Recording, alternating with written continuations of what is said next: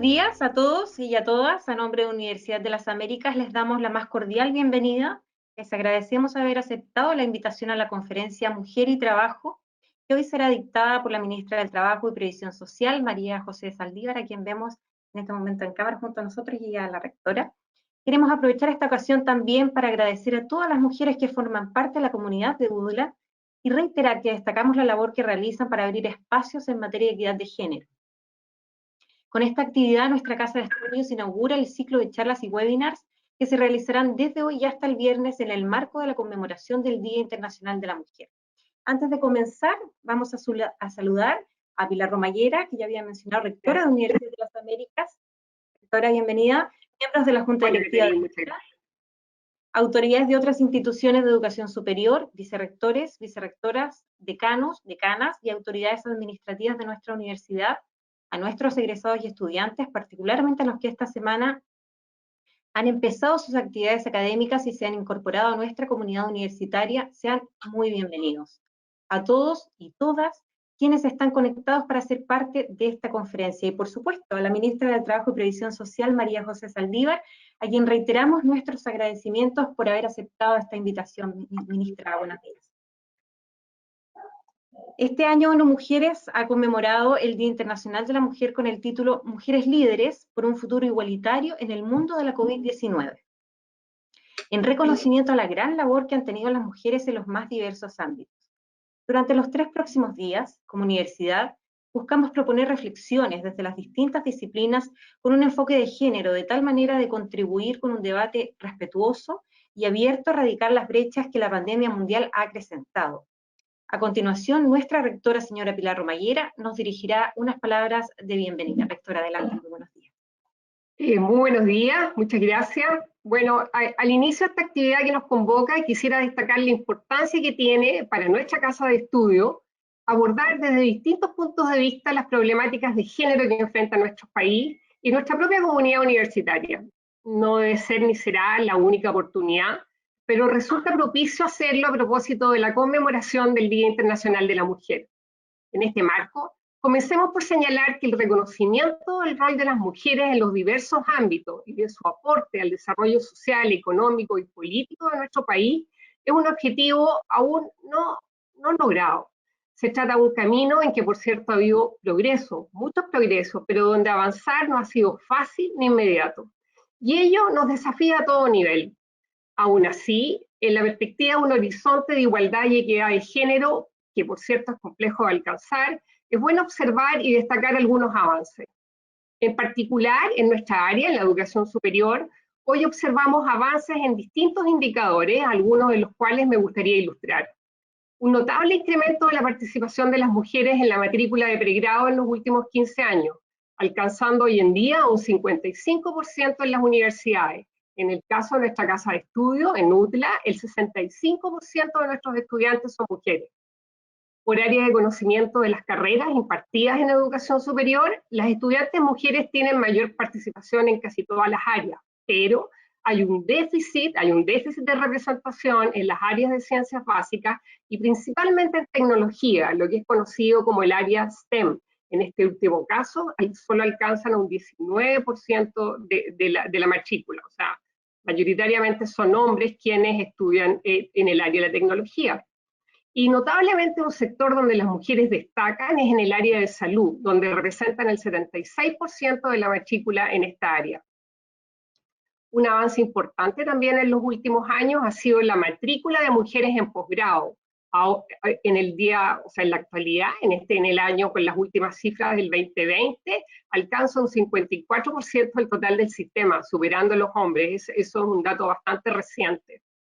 La participación de mujeres dentro del personal académico en educación superior se ha incrementado levemente. Hoy día es un 45% del total de académicos del sistema.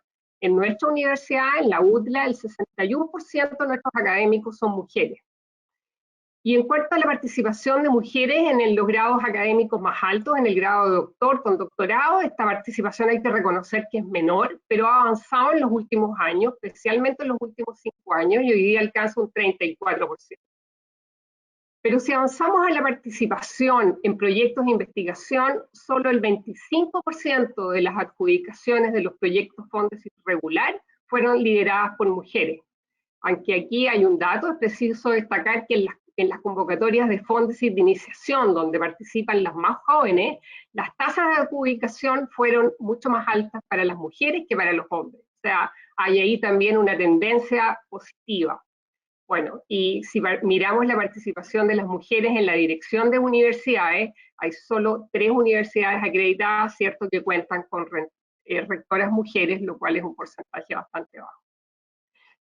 Seguramente también se pueden mencionar logros en otras áreas, pero quisiera hacer referencia a uno que obviamente es muy importante y ha sido destacado también internacionalmente: conseguir una conformación paritaria del órgano que redactará nuestra nueva Constitución, sancionado por ley hace un año, en marzo del 2020.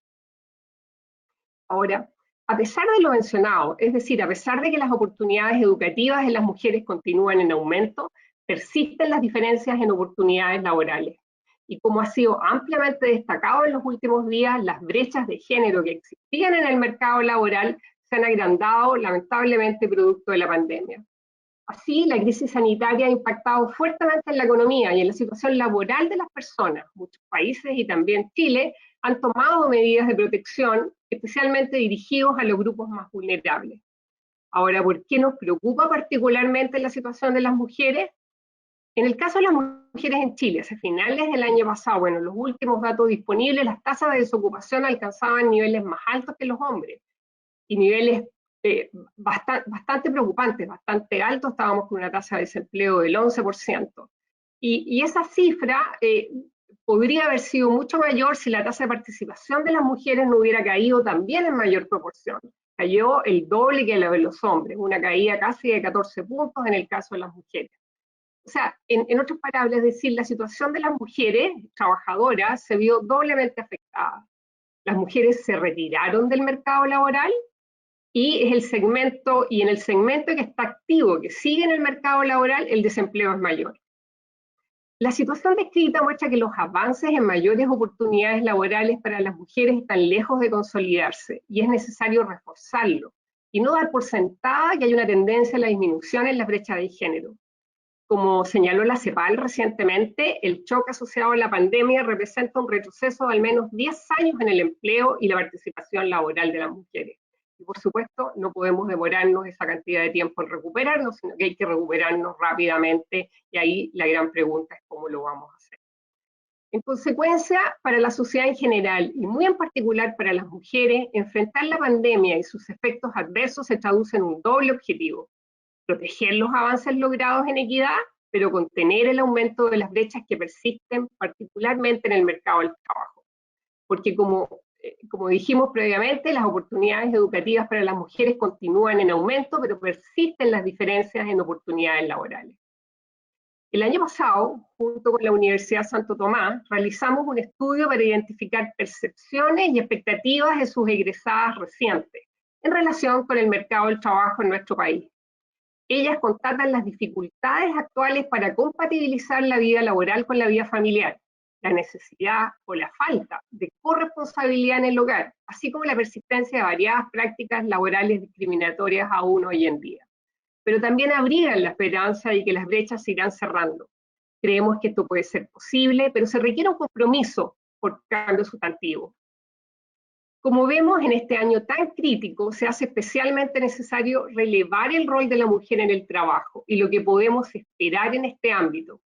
Para abordar este tema, en el marco de la conmemoración del Día Internacional de la Mujer, contamos hoy con una importante invitada, ¿cierto? Pero además hemos desplegado una agenda de conversatorios durante los próximos días, donde se tratarán temas diversos de género, desde las distintas disciplinas: la educación, el derecho, la psicología, el ámbito comunitario, a las cuales naturalmente los estamos invitando a participar.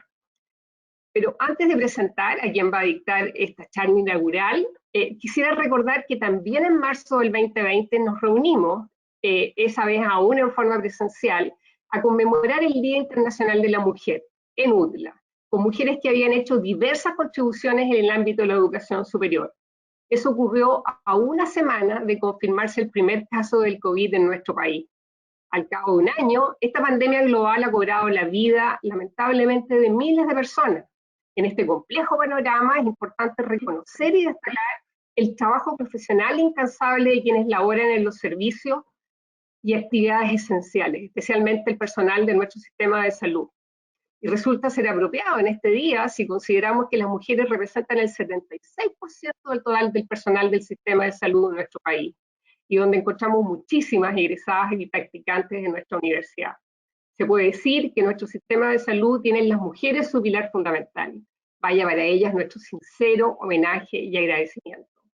Ahora sí, finalmente deseo naturalmente presentar y dejar con ustedes a quien nos acompaña en el día de hoy y que nos ha estado acompañando en esta pantalla.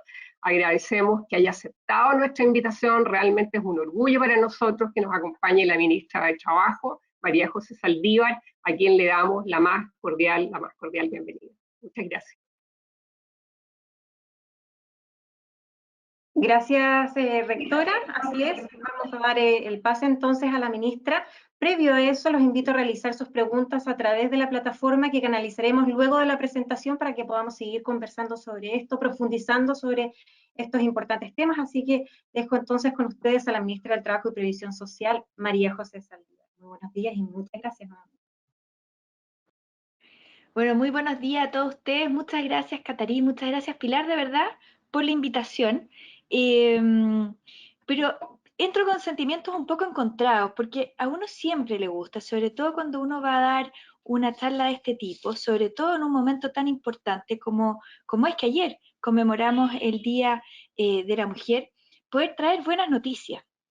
Y nosotros veníamos con muy buenas noticias en nuestro país en torno a lo que significaba la participación femenina dentro del mundo del trabajo y llevábamos un avance bastante sistemático que lamentablemente la pandemia nos lo echó abajo. Y aquí les tengo preparada una presentación para poder hablar de este tema. Ustedes me dicen si se ve correctamente todos los participantes. Pero básicamente lo que les comentaba, ahí sí. Perfecto. Básicamente lo que yo les contaba es que en el último tiempo nosotros habíamos podido hablar sobre un crecimiento sostenido de la participación laboral femenina, en la cual en los últimos 10 años habíamos experimentado más de 1 millón de nuevas mujeres que se habían sumado a la fuerza laboral.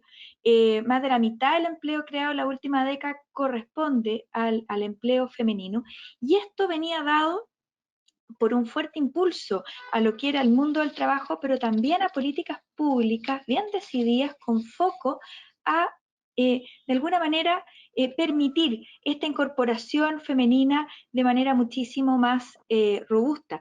Y esto acá tiene que ver claramente en un país y en un contexto y en una sociedad en el que la corresponsabilidad, que espero que la podamos hablar más adelante, era bastante incipiente, por decir que no, prácticamente no existía, bajar las cargas en las labores domésticas, que normalmente las mujeres somos las que las llevamos, y poder entonces entregarle oportunidades. Y es por eso que yo quiero destacar la política del año 2006 de aumento en la oferta pública de jardines infantiles. Antes era prácticamente imposible encontrar un cupo en un jardín infantil. Se hizo una modificación muy robusta, tanto en la oferta pública, pero también generando incentivos a los privados, y claramente la ley del nuevo postnatal parental del año 2011 que permitió que de tener la protección de la guaguita hasta los 2 meses y medio, para las que fuimos mamás antes, sabemos que uno dejaba la guaguita a los 2 meses y medio, pasar a tener la posibilidad de estar entre 5 meses y medio, los 6 meses que se habla, y 7 meses y medio según si uno lo tomara con jornada parcial o no. Por lo tanto, esas medidas fueron muy significativas para poder justamente aumentar esta participación del mundo del trabajo.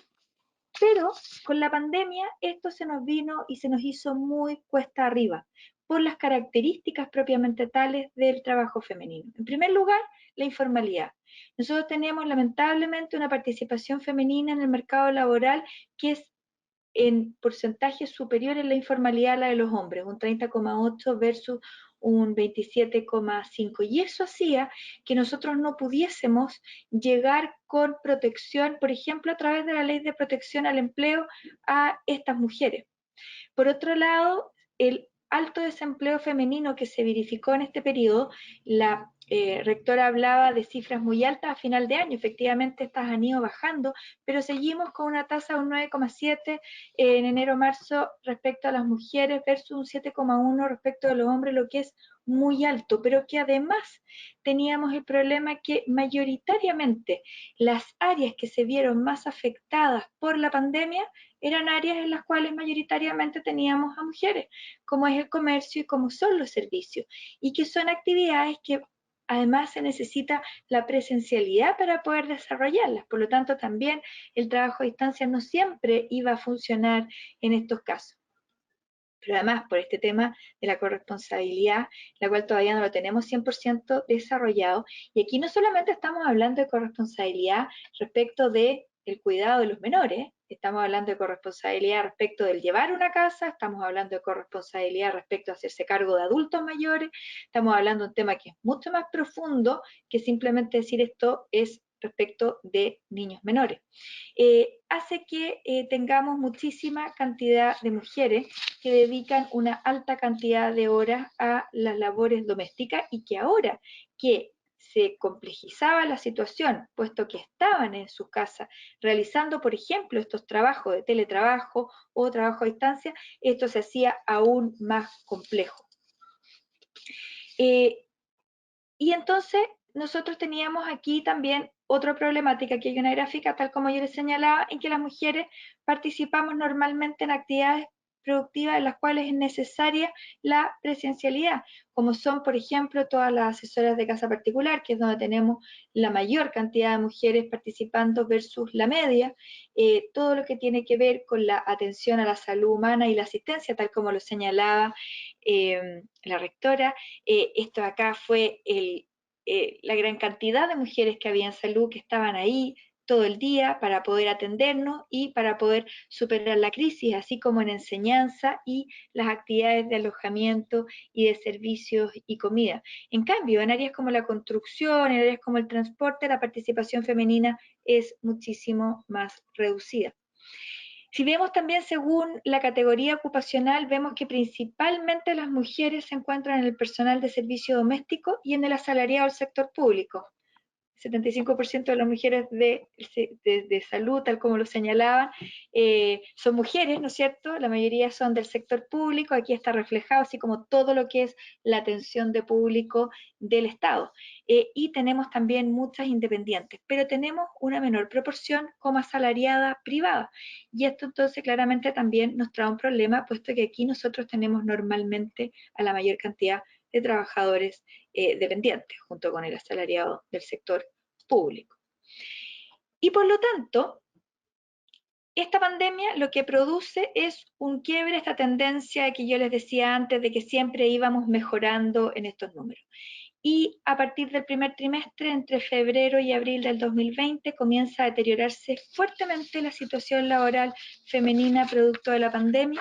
La peor parte la vivimos entre los meses de mayo y de julio, en los cuales llegamos a tener cerca de 2.900.000 mujeres ocupadas versus 4.173.000 hombres, y se perdieron cerca de 899.000 trabajos femeninos respecto de los que existían en el año 2019. Es cierto que estamos viendo una recuperación, es una leve recuperación. Estamos hoy en día con 3.305.000 mujeres trabajadoras ocupadas.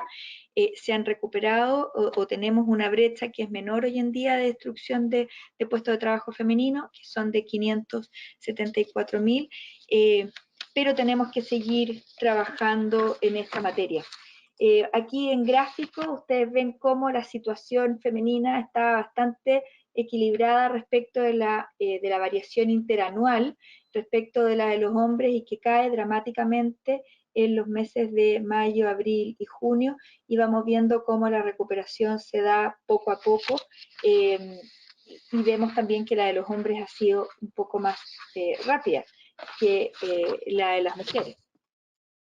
Si vemos por actividades productivas, nosotros vemos también que todas estas actividades se han ido recuperando poco a poco, versus la línea azul es la mayo-julio, la línea naranja es noviembre y enero del 2020, pero todavía queda mucho espacio, sobre todo si nosotros nos fijamos en esas actividades que son las que principalmente desarrollan las mujeres. Y entonces, ¿qué es lo que se ha hecho? ¿Cuál ha sido la política pública enfocada en mujeres para poder enfrentar esta situación de crisis que era con la que nosotros estábamos enfrentados? Y durante el año 2020 se desplegaron una serie de políticas públicas diferentes en bastantes áreas para poder mitigar estos efectos que estaba teniendo. La primera de estas leyes es la ley de teletrabajo y trabajo a distancia, que yo la verdad que la puse en rojo, me quedó solo teletrabajo puesto en rojo, la idea era ponerla entera, porque es una ley que es cierto, entregó herramientas, permitió que muchísimos pudiesen desarrollar sus funciones durante la crisis y que por lo tanto no se perdieran estos puestos de trabajo. Pero esta es una ley que hay que tener muy claro que beneficia tanto a hombres como a mujeres. Y esto acá lo quiero hacer el énfasis, puesto que cuando queremos realmente generar una corresponsabilidad que no sea solo de papel, sino que permee, tenemos que entender que el teletrabajo no puede ser sinónimo de seguir haciendo desde la casa todo el trabajo de la casa más todo el trabajo que tengo en mi lugar donde yo me desempeño.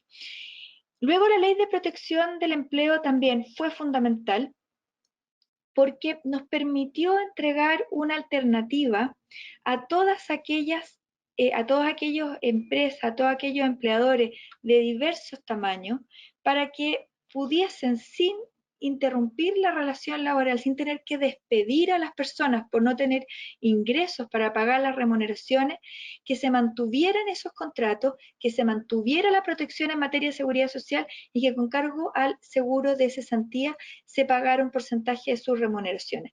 Vamos a ver que esta ley fue muy significativa, muy importante además porque realmente nos permitió hacer esta transición. Cuando uno ve los números, la mayoría de esos puestos de trabajo, luego las personas se reincorporaron y aquellos que no se pudieron reincorporar siguieron con toda la protección del seguro de cesantía. No fue efectivo de esto que alguna vez se planteó, que si es que yo usaba los recursos por la ley de protección al empleo, luego no iba a tener seguro de cesantía. Eso se ha demostrado que no fue así y que las personas sí tuvieron acceso a las prestaciones.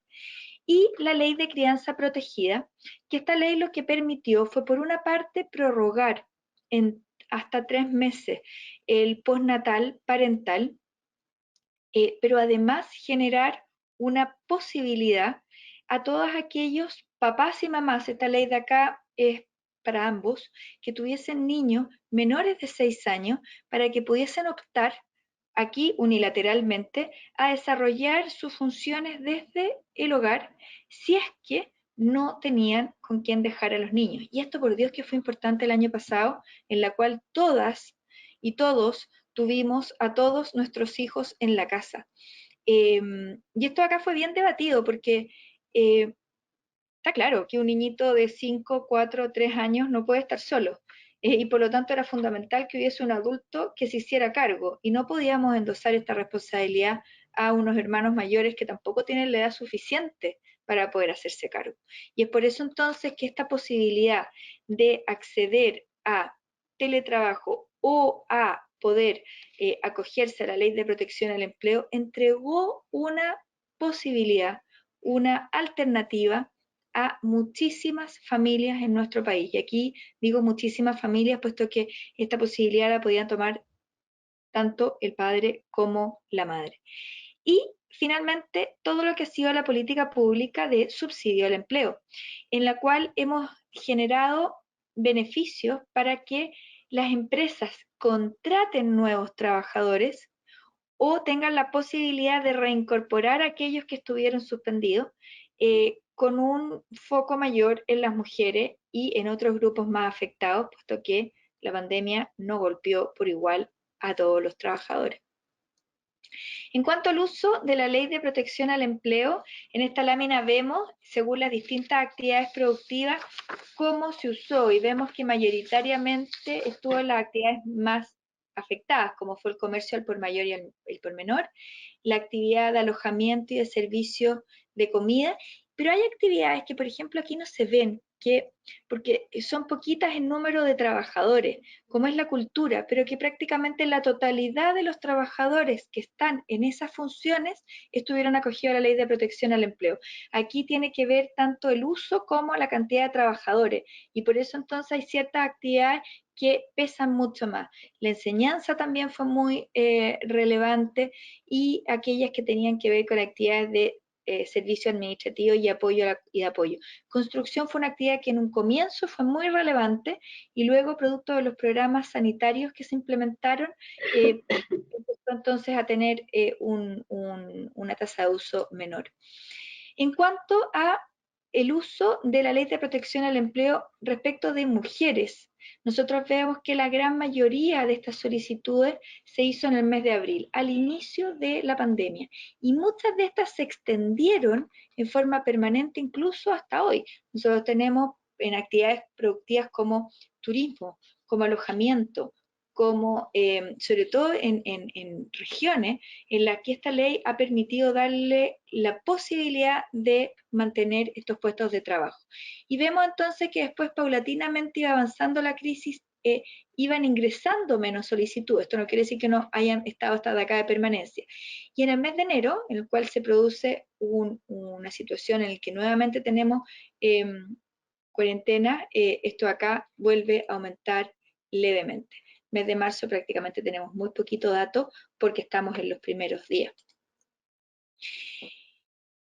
¿Qué pasa con el uso del subsidio al empleo entre las mujeres? Bueno, el subsidio al empleo lo que busca es generar incentivos para el regreso y la mantención de los trabajadores suspendidos. Y entonces tenemos tres tipos de subsidio que son distintos, pero que el foco está mayoritariamente puesto en la entrega de este beneficio a los grupos de mayor vulnerabilidad. Y claramente las mujeres fueron un grupo muy vulnerable, los jóvenes que estaban recién terminando su formación, que estaban saliendo por primera vez a buscar trabajo, por cierto que les costó muchísimo el año anterior, y los trabajadores con algún tipo de discapacidad. Entonces la idea de que estos subsidios fueran mayores para estos grupos era estimular la rápida recuperación del empleo en estos grupos. Y tenemos entonces, como yo les adelantaba, tres líneas. Tenemos la primera, que es la línea regresa, que lo que busca es que trabajadores que estuvieron suspendidos vuelvan a ser incorporados a las funciones. El subsidio regresa tenía un valor de 160.000 pesos por cada trabajador, y que se entregaba por un periodo de 6 meses a la empresa, pero que el presidente de la República el día domingo anunció el aumento de este monto a 200.000 pesos por cada mujer que sea la reincorporada. En el caso del subsidio contrata, lo que busca es que trabajadores que no estaban contratados antes sean contratados por una empresa. Esos son nuevos trabajadores. Hay toda una serie de reglas de uso, de que en el fondo tenía que ser siempre un nuevo trabajador, y yo tomaba la planilla. Entonces, aquí la idea no era despedir a uno para contratar a otro y obtener el subsidio. Estaba muy bien pensada esa parte para evitar un mal uso de estos recursos estatales. Y este subsidio siempre planteó que el subsidio a la mujer fuera mayor. En el caso de los hombres era de 250.000, y en el caso de las mujeres era 270.000 pesos. Bueno, este monto también el presidente de la República lo acaba de anunciar, que se va a elevar a 290.000 por cada nueva mujer contratada. Y finalmente tenemos el subsidio Protege. Y el subsidio Protege es un subsidio que van a recibir todas aquellas mamás o papás que tengan cuidado de sus hijos menores de 2 años y que no tengan derechos a la cuna en su empresa, a fin de que puedan recibir por parte del Estado un subsidio de 200.000 pesos mensuales, que puede ser renovable hasta por 6 meses, a fin de que ellos puedan decidir si contratar una sala cuna, si contratar un cuidador, si pedirle a alguien cercano que cuide a sus hijos mientras ellos vuelven al trabajo, para de esa manera poder incentivar la reincorporación, y que tengamos entonces más mujeres nuevamente dentro del mundo del trabajo. Finalmente, ¿cuáles son los resultados que ha tenido este este subsidio al empleo en estos meses de uso. Tenemos que al 8 de marzo, del total de trabajadores postulados al subsidio regresa, que eran aquellos que estaban en el fondo suspendido, que alcanza hasta ahora son 122.000 los subsidios que se han entregado, regresa. Un 41% son mujeres y un 59% son hombres. Y en cambio, la línea contrata, que ahí tenemos ya cerca de más de 400.000 subsidios, el 60% son hombres y el 40% son mujeres. Un 23% de los postulados en esta línea son jóvenes menores de 24 años de edad. Aquí tenemos hombres y mujeres. Y es por eso entonces que esta política pública se refuerza con estos anuncios que hizo el presidente de la República el día domingo, en el sentido de aumentar los montos para ver si de esa manera podemos llegar de manera más significativa a las mujeres y ojalá tener un porcentaje que sea bastante más parecido a un 50 o 50 en cada una de estas dos líneas. Muchas gracias y ahora absolutamente disponible para todas las preguntas y consultas que puedan haber. Gracias, ministra. Sí, hay varias preguntas y ha sido una presentación bien maciza, así que, bueno, vamos a abordar en el tiempo que nos queda algunas de ellas. Entre otras cosas, yo quiero llevarle un poco el tema de la educación superior, a propósito de que estamos en una universidad. Según el Consejo Nacional de Educación, tenemos mayor presencia en la educación superior las mujeres, un 53% según datos del 2020. Somos más las mujeres que estamos estudiando en la universidad. Son más de 600.000 mujeres, pero lamentablemente después cuando van al mercado laboral, eso no se replica y los sueldos son inferiores en el caso de las mujeres, son bastante inferiores. Entonces, ¿cómo se puede disminuir esa brecha? Chuta, aquí hay que agregar algunos elementos más. No solamente somos más las mujeres que llegamos a la educación superior, sino que además, por lo menos mi experiencia tanto como alumna como docente, yo llevo haciendo clases desde el año 2005, en que en general siempre mis alumnas más destacadas son todas mujeres. Esto de acá, no quiero hacer ningún tipo de segregación, pero mi experiencia es que tienen mucho más responsable, van muchísimo más a clase, tienen muchísimos mejores resultados académicos. Y entonces, ¿qué pasa después? Bueno, es que después la cosa se pone muy compleja. Y se pone muy compleja por el tema de la corresponsabilidad. Porque a ningún hombre le hacen optar entre ser papá o ser trabajador. Es obvio que puede desarrollar las dos funciones al mismo tiempo y también puede ser deportista y puede tener muchísimos amigos y no le genera mayor conflicto. Pero las mujeres nosotros nos encontramos muchas veces enfrentadas a esa disyuntiva. Y entonces, si nosotros realmente queremos avanzar en poder tener una mayor participación, por ejemplo, el tema de la sala cuna universal es fundamental. Si no puede ser que solamente tengan derechos a la cuna las mujeres que entran a trabajar en empresas con más de 20 mujeres trabajadoras. Esta es una ley que se está tramitando hace ya 3 años en el Congreso y es una ley que realmente le podría cambiar la cara a esta incorporación. Así como hay una serie de otras medidas, porque tenemos que pensar que este gran problema lo tenemos en todos los segmentos y lo tenemos en todas las realidades. Si lo tenemos en el sector más instruido, que tiene más privilegios, como somos las mujeres que podemos llegar a la universidad, imagínense cómo es la situación en sectores más vulnerables. Ciertamente, ciertamente. ¿Y cómo disminuir entonces esa brecha, ¿no? Y que pareciera que además ese es un tema cultural de fondo, esa corresponsabilidad. Y yo no sé que la rectora yo creo que también tiene preguntas respecto de lo mismo en ese sentido, ¿no? Por ese cambio cultural que habría que hacer para transformar y hacer más eficiente esa corresponsabilidad, ¿no? Rectora, ¿también quiere agregar en este punto para... No, lo que pasa es que estaba viendo los mensajes que llegan y hay uno que pregunta ¿por qué una ley se demora 3 años en el Congreso? Entonces, me pareció que era que mucha gente cuando te estaba escuchando se debe preguntar. Entonces, uno le pregunta a la ministra, ¿por qué así? De verdad, ¿por qué una ley se puede demorar 3 años en el Congreso? Hay leyes que se demoran más, Sí, y bastante más. A ver, porque en el fondo, a ver, yo creo que es súper importante que uno tiene que tratar de ponerse de acuerdo en los temas realmente que son los importantes. Quiero explicar cómo funciona el sistema de sala cuna para que entiendan cuál es la propuesta que nosotros estamos llevando. El sistema de sala cuna consiste en que si yo tengo 20 mujeres trabajadoras, yo como empleador tengo que pagarle la totalidad de la sala cuna a la mujer, a cualquiera que quede embarazada, que tenga un hijo. ¿Ya? Así funciona el sistema.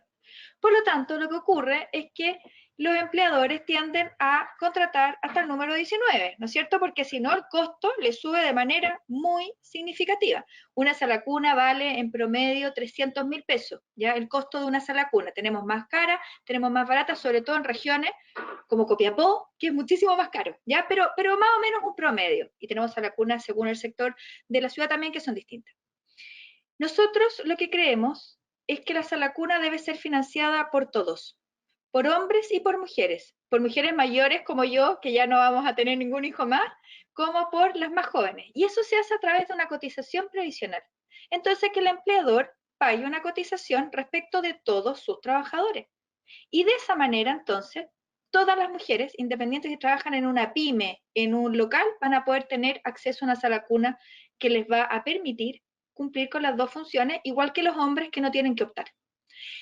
¿Por qué se demora? Bueno, porque hay distintas visiones. Yo trato siempre de ser lo más positiva en plantear las cosas. Digamos que hay distintas miradas de cómo uno cree que puede hacer las cosas mejor, ¿ya? Pero claramente, esto acá lo que ha llevado es a que tengamos todavía esta traba y que tengamos muchísimas mujeres que tengan que seguir optando por una u otra, o en casos peores, dejar a sus hijos con llave, como hemos visto en algunas poblaciones, o dejarlo al cuidado de alguien que uno no tenga la certeza de realmente cómo lo cuida. Gracias, ministra. Quería comentarles que tenemos en este minuto 199 asistentes, que es bastante gente, así que queremos agradecerle a todas las personas que se han conectado, que están junto a nosotros, tratando este tema que es tan relevante, ¿no? Tan importante. Además de que estaba leyendo, buscando información para este webinar, y somos el 51% de la población en Chile, somos más mujeres que hombres los que estamos en este momento, entonces realmente el tema tiene una importancia enorme, pero también hay cosas positivas, ¿no? Estaba leyendo que, por ejemplo, en el caso del Servicio de Cooperación Técnica, decía que hay un enorme por ciento de mujeres, una mayoría, entiendo el 56% de los emprendimientos y empresas del país son liderados por mujeres, o sea que veamos también en lo positivo, estamos saliendo a la calle y buscando alternativas y también para liderar. ¿Cómo se puede fomentar ese liderazgo? A ver, lo primero te quiero hacer una pregunta, medio capciosa, pero de las 199, ¿cuántas somos mujeres? Porque también tenemos un gran problema, que cuando nos juntamos a hablar de temas de mujeres, somos puras mujeres. Y lo que nosotros necesitamos para hacer un cambio realmente cultural es que los hombres estén acá, porque yo creo que para ellos sería inaudito que uno les dijera, usted tienes que optar entre ser hombre, entre ser papá o ser trabajador. O tú tienes que optar entre ir al partido de fútbol o ir a la reunión de apoderados, que son cosas que, perdón, nos toca a nosotros todo el día. Entonces, eso yo creo que es súper importante, fomentar que esa participación también sea en este tipo de espacios. ¿Y cómo nosotros podemos seguir fomentando todo este tema de los emprendimientos? Siempre hay que verlo desde dos puntos de vista, porque las mujeres tenemos esa capacidad de reinventarnos, pero es por la necesidad. Si a lo mejor tuviéramos las cosas más fáciles, no nos tocaría hacerla tan difícil.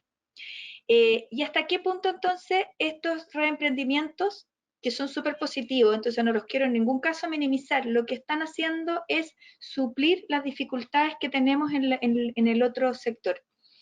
Y entonces es súper relevante que entreguemos todas las herramientas, porque efectivamente, cuando una mujer es independiente económicamente, puede desarrollar 100% toda la actividad. Y es por eso, por ejemplo, que como CENSE, como Ministerio del Trabajo, durante el año que pasó, desarrollamos una enorme cantidad de líneas que estaban enfocadas justamente en eso. Mujeres que no estaban pudiendo salir al mundo del trabajo porque por un tema cultural estaban al cargo de sus hijos, estaban dentro de sus familias, no tenían ninguna otra alternativa, pudieran adquirir esta independencia a través del desarrollo que les permitiera entonces poder tomar realmente decisiones que fueran mucho más libres.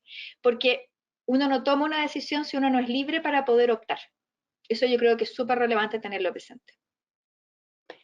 Sin duda, estaba viendo aquí nos están llegando las preguntas del público. Por ejemplo, una pregunta es, ¿qué iniciativas hay con el sector educación desde el ámbito del Ministerio del Trabajo?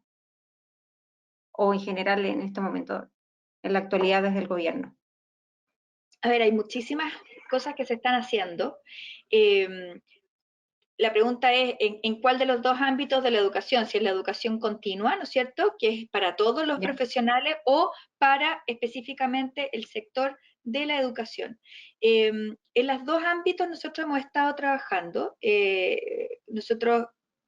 Todo lo que tiene que ver con capacitación, con materia, hemos estado trabajando fuertemente para poder entregar una mayor alternativa y mayor diversidad de materias para las cuales uno pueda perfeccionarse, porque esto es súper importante, y hemos estado trabajando en conjunto con el Ministerio de Educación específicamente en materias que tienen que ver con el área de la educación.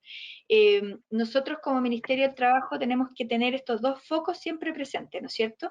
Y trabajar mucho con los distintos ministerios sectoriales que son los que lideran estas materias. Sí, también quería, rectora, usted tiene varias preguntas que quería realizar. Me voy a aprovechar de la situación. La ministra planteó el tema de la corresponsabilidad y yo le quiero llevar a esa área, a profundizar en esa área, porque obviamente los resultados que ella mostró y que se están mostrando del mercado laboral no son solamente por el mercado laboral, ¿cierto? Los hombres en los mismos sectores no están igualmente afectados. Y eso tiene mucho más que ver con cómo funciona nuestra sociedad. Entonces, ¿qué podemos hacer? Entendemos que el tema de la corresponsabilidad concordamos en eso, ¿cierto? Es realmente importante, pero es muy difícil saber cómo avanzamos más en esa área. Entonces quería sacarla un poco del tema propiamente de ministro del Trabajo y llevarlo a este tema más de nuestra sociedad. Esa era una pregunta y después, en un día como hoy, no podemos dejar de aprovechar de preguntarle a la ministra del Trabajo en unas horas más, ¿cierto? Tiene que ir al Congreso en una ley que ha sido súper discutida, el tema de la reforma previsional muy debatida, hay muy poco acuerdo, aparentemente hay muy poco acuerdo, entonces, ¿qué podemos esperar? ¿Y qué espera ella, digamos, que se logre? ¿Qué podemos esperar del día de hoy en el Congreso? A ver, lo primero, con respecto al tema de la corresponsabilidad, es un tema que es muy profundo porque implica un cambio de mentalidad. Eh, y que es tan profundo en el que muchas veces incluso nosotros mujeres nos hacemos zancadillas, ¿ya? Y cuando digo esto, nos hacemos zancadillas, por ejemplo, a mí me llama la atención cuando de repente me tratan de justificar la importancia de que haya mujeres en los directorios porque las empresas adquieren mayor rentabilidad. Y yo digo, chuta, ¿y cuándo se ha preguntado si cuando hay hombres en los directorios hay mayor rentabilidad o no? Es como por hecho, porque tienen que estar nomás. Entonces, cuando uno trata de empezar a justificar por qué tiene que hacerse, estamos mal, porque tiene que hacerse porque es lo que tiene que ser. Es porque es sano, es porque es lo que corresponde, es porque también va a mejorar y va a ayudar tanto a los hombres a asumir estos roles. Yo creo que muchos hombres que durante esta pandemia les tocó hacer trabajo desde sus casas, descubrieron una faceta distinta de sus hijos, por ejemplo.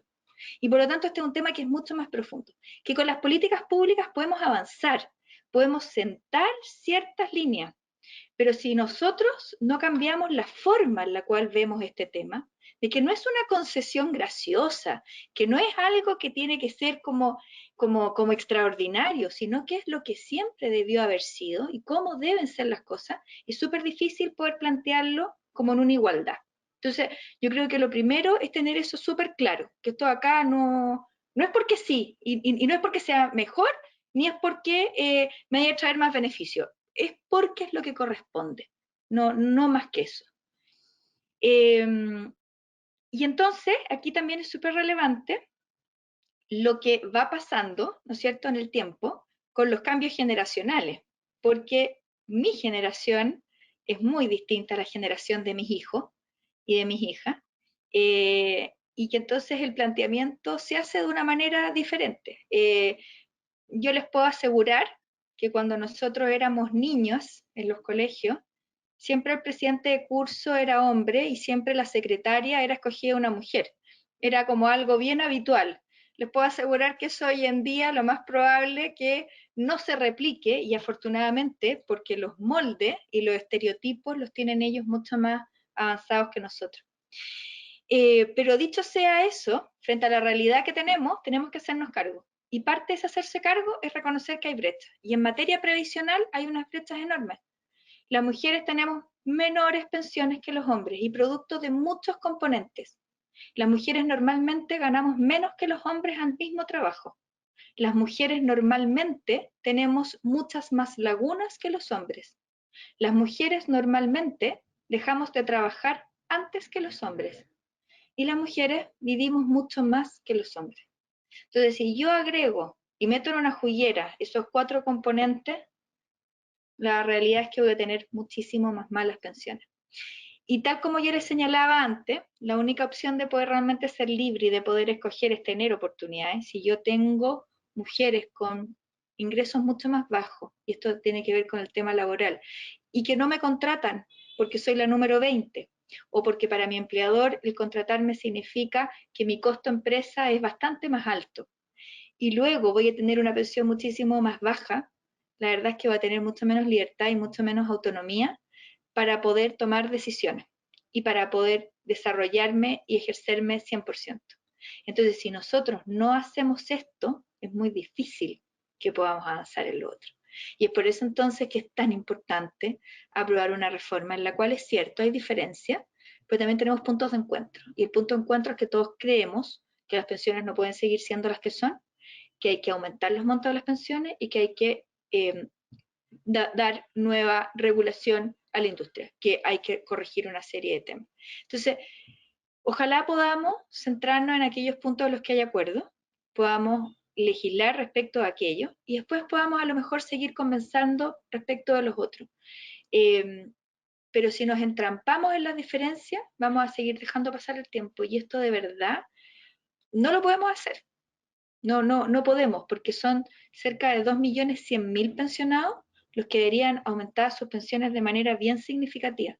Y cuando hablo de 2.100.000 pensionados, estoy hablando prácticamente de la totalidad de los adultos mayores de nuestro país. ¿Y qué expectativas tienen, un poco de lo que preguntaba la rectora, en la práctica para el proyecto que se está presentando de pensiones? Porque se ve complejo en este momento, ¿no? Con la oposición está como bien cerrada, o eso es lo que se percibe, ¿no?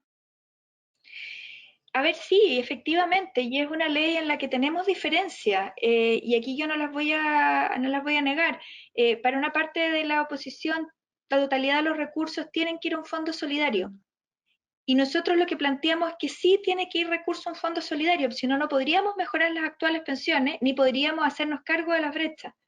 Pero al mismo tiempo creemos que es súper importante que existan estímulos, que la persona sienta que no dio lo mismo si cotizó o no.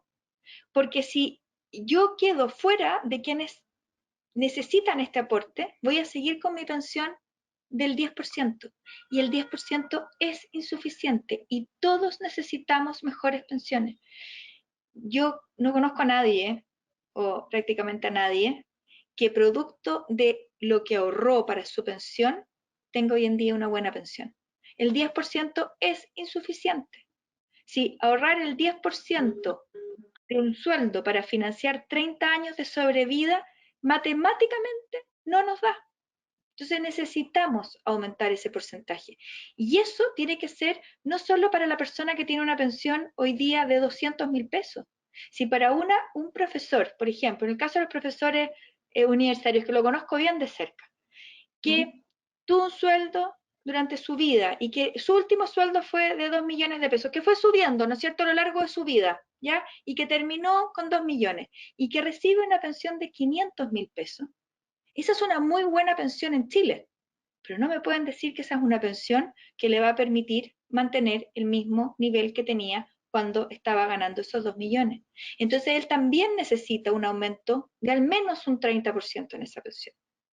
Lo que estamos buscando es que todos tengan aumentos y que esto sea sostenible y sustentable en el tiempo, porque tampoco lo que no nos puede pasar es que los jóvenes sientan que ellos van a contribuir y que después cuando a ellos lo necesiten no van a estar los recursos. Entonces tenemos que buscar un equilibrio y ese equilibrio tenemos que buscar cómo lo construimos. Es complicado el tema y hay harta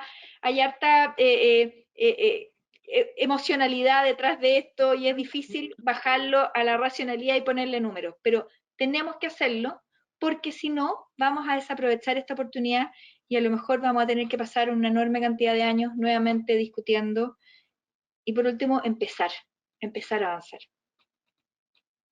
Rectora, ¿algún comentario sobre este punto ya para ir cerrando? Nos queda poquito tiempo. Sí, nos queda poco tiempo. Yo entiendo que la ministra tiene que salir hacia otras actividades, así que no, más que nada agradecerle, ¿sí? Agradecerle que nos haya podido acompañar en este día. Es muy importante para la comunidad universitaria que nos está observando y también estamos mirando los chats, hay mucha gente externa, así que básicamente quiero cerrar agradeciéndole, sabemos que los temas son complejos, hay distintas posiciones, ojalá se pueda llegar a un acuerdo y lo mejor para el país. ¿Sí? Gracias, rectora. Bueno, sin duda, lo mejor para el país y además que este es una de las grandes motivaciones, uno de los compromisos, ¿no?, que adquirió el gobierno del presidente Piñera. Agradecerle de todas maneras esta presencia, invitarla para una nueva ocasión, porque los temas son súper atractivos e interesantes para otros que no sean necesariamente el tema particular de la mujer. Y voy a leer unas últimas palabras para cerrar esto, que es reiterando la invitación a las actividades programadas que tenemos como universidad para este jueves y viernes. La agenda detallada la pueden encontrar en udla.cl y en nuestras redes sociales, y con el compromiso de un país para todos, que es lo que nos interesa, ¿no es cierto?, de contribuir a la formación integral de nuestros estudiantes y a la generación de espacios de reflexión académica abiertos a la comunidad. Así que nos vamos a despedir, agradecer nuevamente su presencia, el mejor de los éxitos de lo que toca ahora en un ratito más en el Congreso. Muy buenos días. Gracias, rectora, también. Que les vaya muy bien en esta jornada y en verdad, ojalá que tengamos cada vez más hombres metidos en estas actividades para que ellos también se sensibilicen frente a nuestra situación. Que les vaya muy bien.